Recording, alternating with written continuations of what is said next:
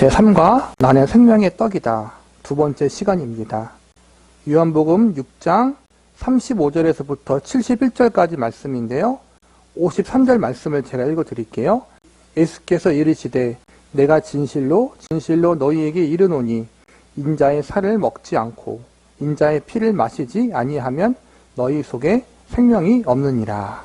1번 예수님은 우리에게 생명을 주시기 위해 자신을 내어주셨습니다. 예수님을 바르게 알고 믿어야 생명을 얻습니다.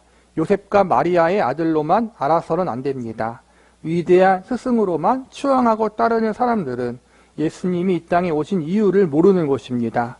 그들에게는 구원이 없습니다. 영생이 없습니다. 그렇다면 어떻게 예수님을 바르게 알고 믿을 수 있습니까? 하나님께서 이끌어 주셔야 합니다. 위로부터 거듭나야 합니다. 예수님에 대한 베드로의 올바른 신앙 고백을 들으셨을 때 주님께서는 이렇게 말씀하셨습니다. 이를 내게 알게 하는 일은 혈육이 아니요 하늘에 계신 내 아버지시라. 하늘에서 내려온 떡을 알아보려면 하늘의 계시와 은혜가 필요합니다. 하나님의 말씀과 성령님의 감화가 필요합니다. 세상의 지혜로는 결코 예수님을 알고 믿을 수 없습니다. 학식이 뛰어나고 열심히 남달랐던 바울도 한때 예수님을 육신으로만 알았습니다. 오직 하나님께서 예수님을 이방 사람들에게 전하기 위하여 바울에게 나타내기를 기뻐하셨을 때 비로소 그가 예수님을 믿고 변화된 삶을 살게 되었습니다. 예수님을 믿는다라는 그 의미가 여러 가지가 있잖아요. 혹 불신자들도 가끔씩 물어보면은 하나님 믿어요, 예수님 믿어요 하는 사람들이 있어요. 근데 그들이 믿는다라는 의미는 예수님을 하나님의 아들이고 그분이 하나님과 동등되신 창조주이시고 그분이 우리의 죄를 구속해 주시고 사해 주시고 구원해 주시는 구원자, 나의 주인, 그것으로 믿는다는 건 아니에요. 그냥 예수님이란 사람이 있었구나 라는 것을 믿고 종교적인 의미에서 믿는다라는 그런 사람들이 생각보다 많고 교회 안에도 그런 사람들이 적지 않다라는 거예요. 적지 않아요.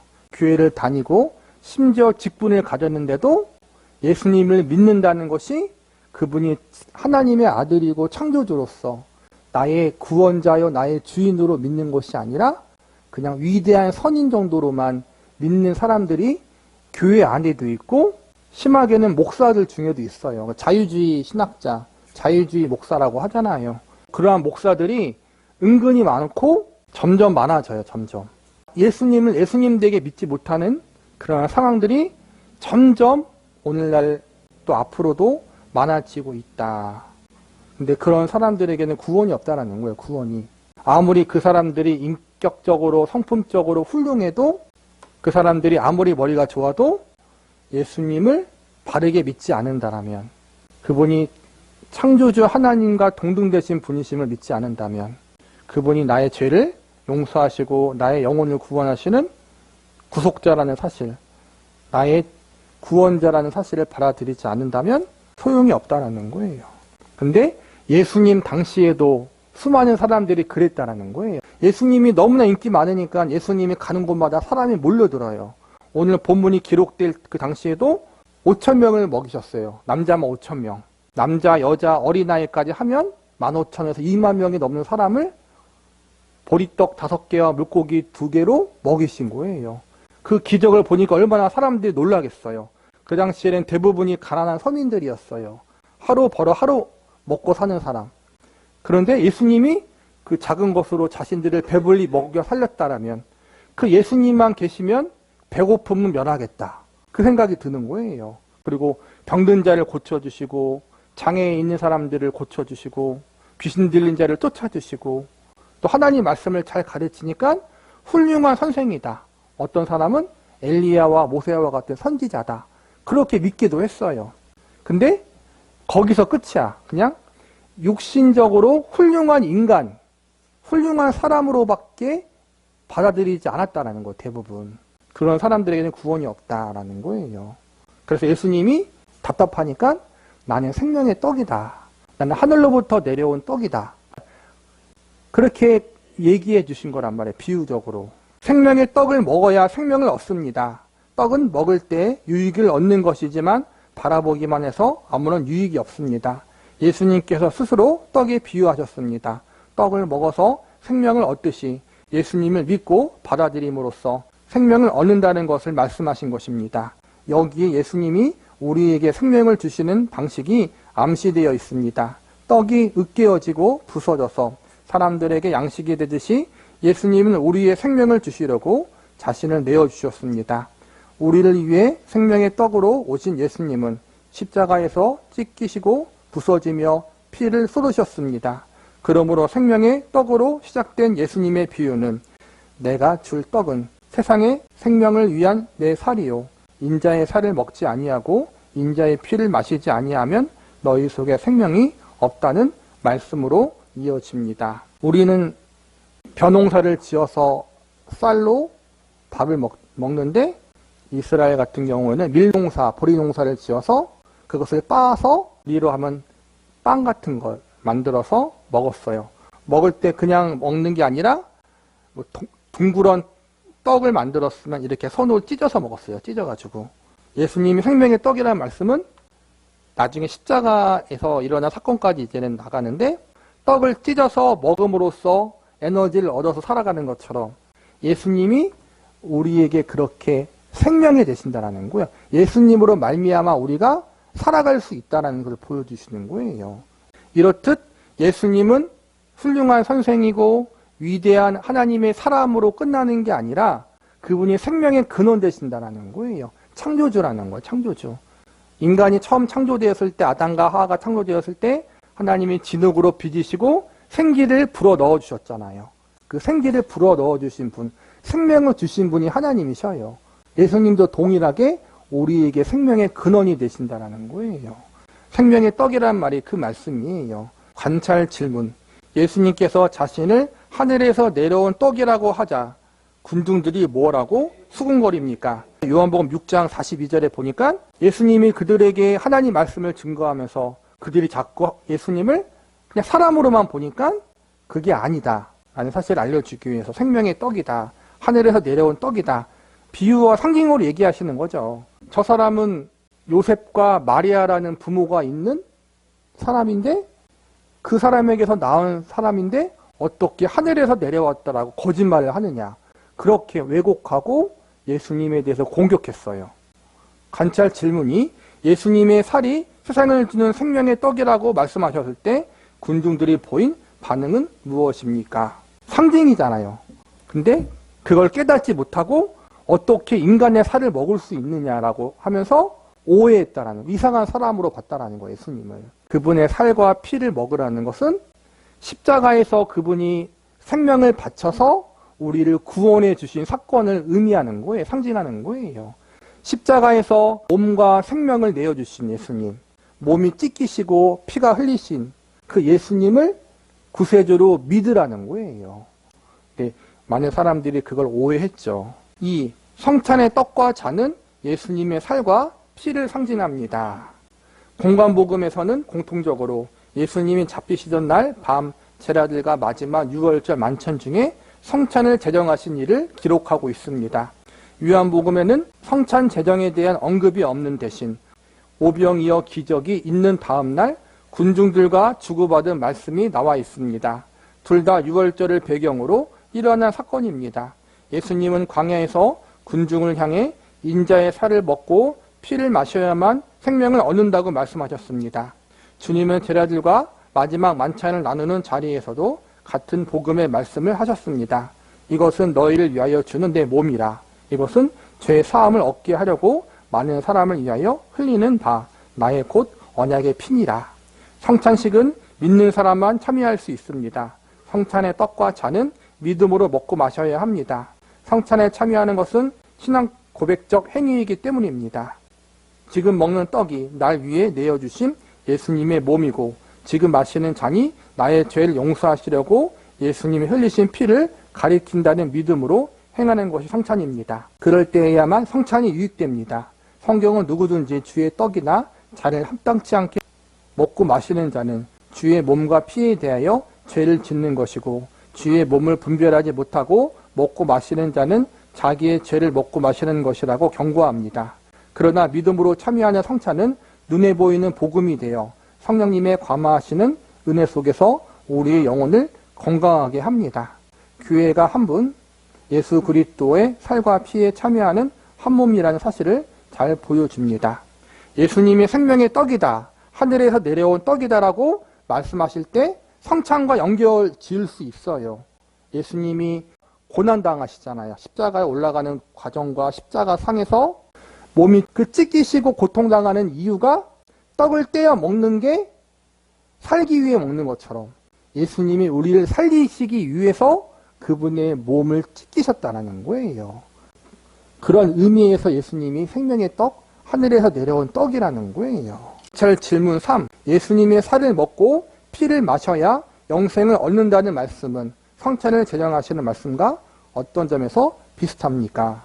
예수님이 그분을 떡이라고 비유하신 것은 십자가 상에서 이루어질 구속의 사역을 의미하는 거예요.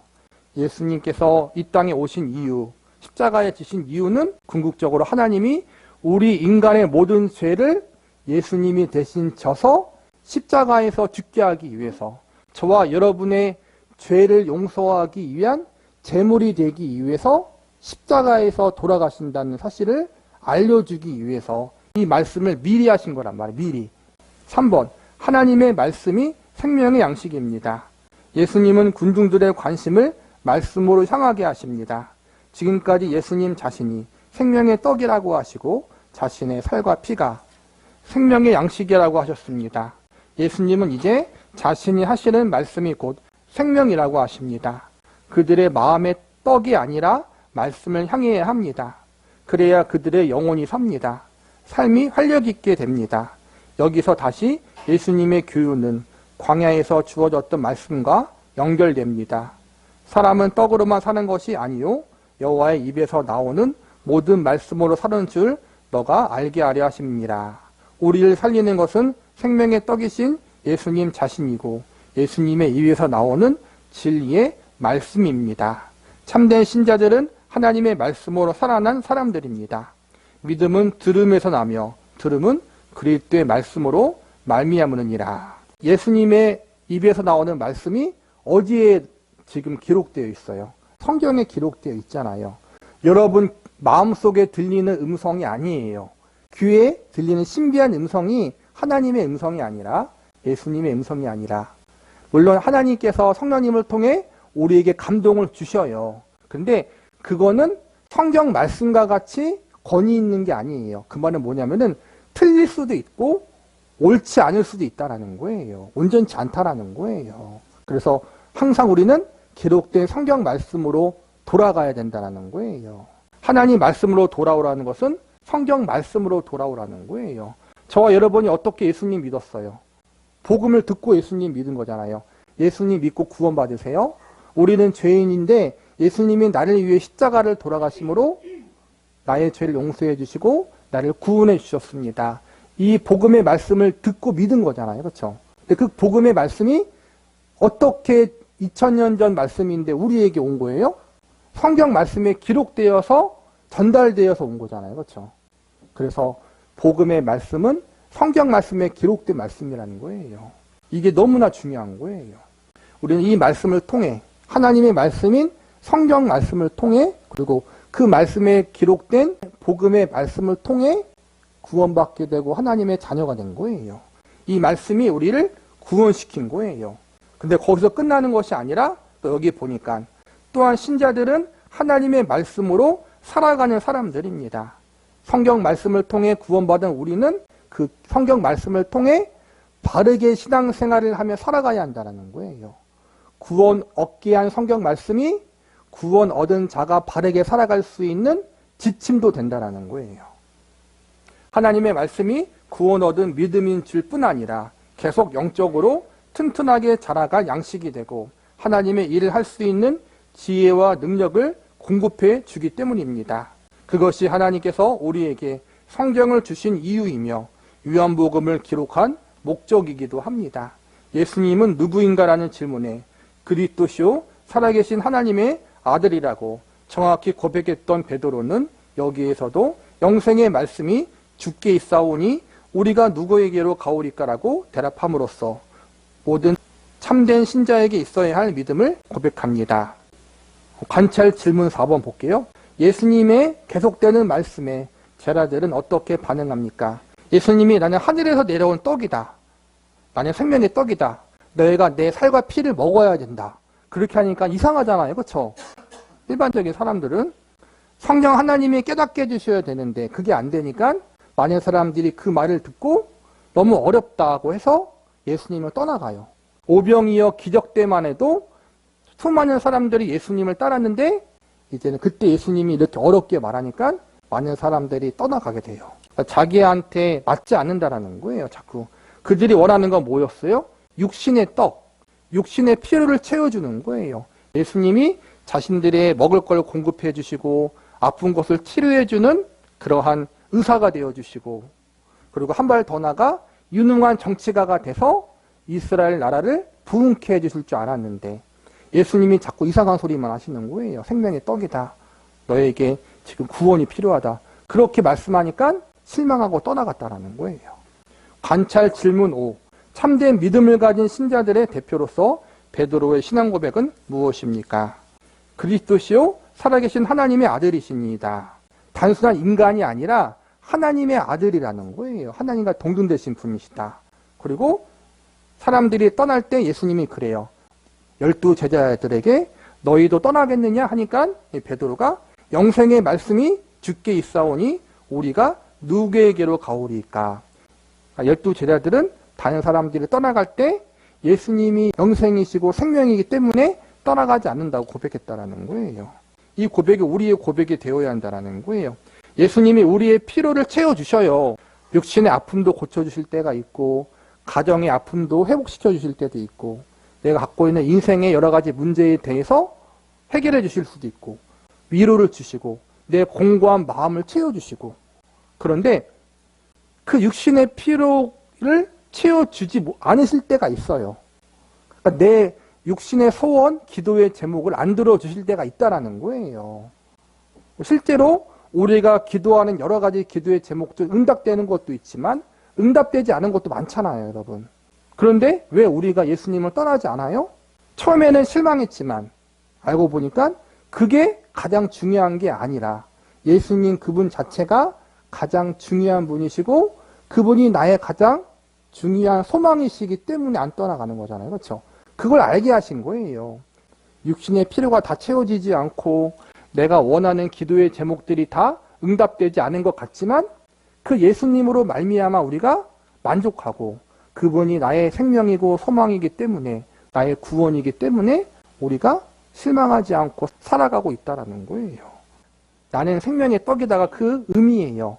예수님이 나의 가장 중요한 소망이시고 나의 생명이시고 나의 구원자다.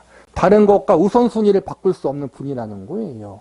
먹고 사는 문제가 제일 중요하잖아. 솔직히 육신적으로는 영적으로도 동일하게 먹고 사는 문제, 영적인 삶과 영적인 생명이 예수님이라는 거예요. 이 사실을 우리에게 알려주고 있다. 우리에게 가장 중요한 인생의 의미와 목적과 우선순위가 예수님이시다라는 것을 우리에게 알려주고 있다는 거예요.